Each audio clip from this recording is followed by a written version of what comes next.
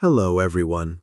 Welcome back to the Speak English with Leo podcast, the place where learning English feels calm, friendly, and possible.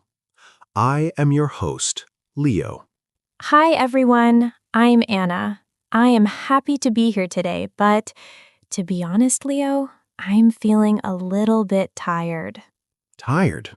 Did you not sleep well last night, Anna?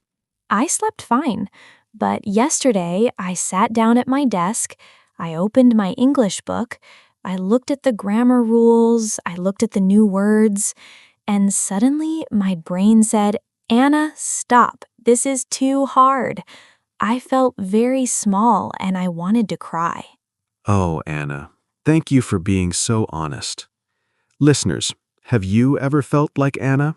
Have you ever looked at your English book and wanted to throw it out the window? Yes, I wanted to throw it far away. I think every single person listening right now knows that feeling. That moment when you think, maybe English is not for me. Maybe I should just quit.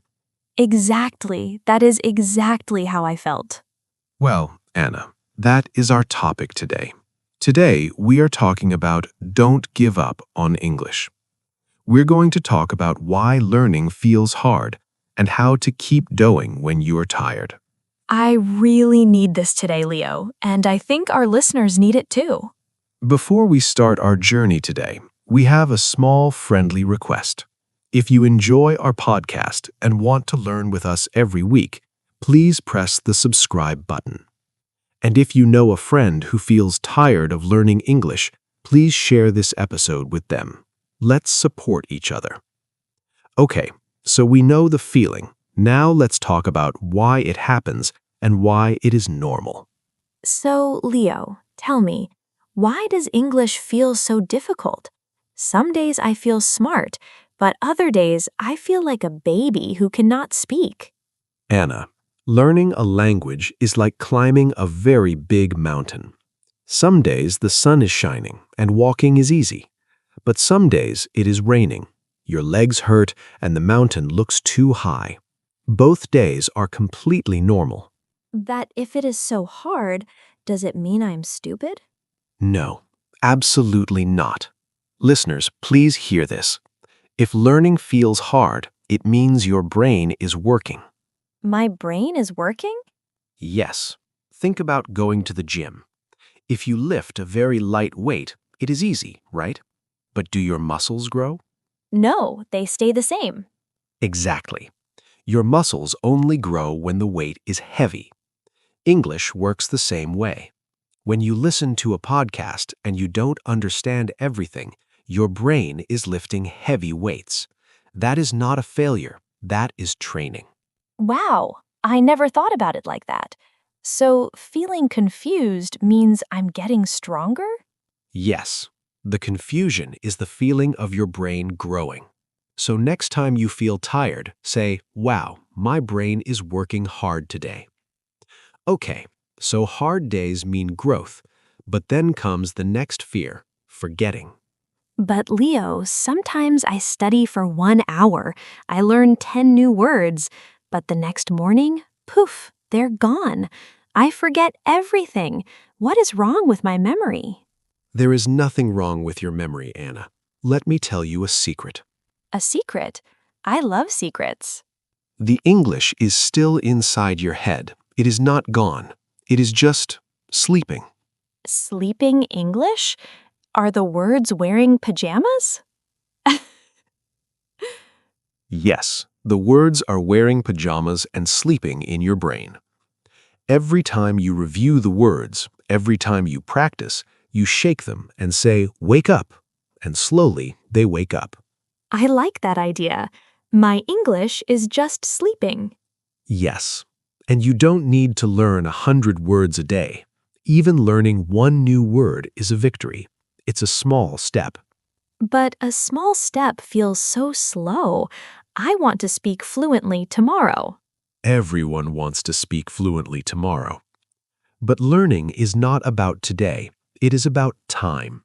Ask yourself this questions. Are you better at English today than you were 1 year ago? Yes. 1 year ago, I couldn't understand this podcast. Now I can. Then you are winning. You are moving forward. Don't look at the top of the mountain, just look at your feet. Take one step. 5 minutes of English is better than 0 minutes. Okay, so we accept small steps. Now let's talk about the biggest wall, speaking fear. Okay, taking small steps. I can do that. But Leo, what about speaking? I'm so afraid of speaking. I'm afraid people will laugh at my grammar. Ah, the fear of making mistakes. This is the biggest wall for beginners. Let me ask you, did you ever make a funny mistake? Oh, yes.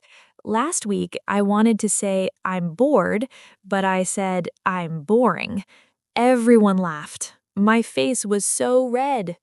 That is a classic mistake. But tell me, will you ever make that mistake again? Never. I remember it perfectly now. See, mistakes are your best teachers. Mistakes stay in your brain longer than perfect sentences. If you never make a mistake, you are staying in the easy zone, and you cannot grow in the easy zone. That is true. But what about my accent? I don't sound like an American. I don't sound like a British person. I sound like a foreigner. Anna, having an accent is not a weakness.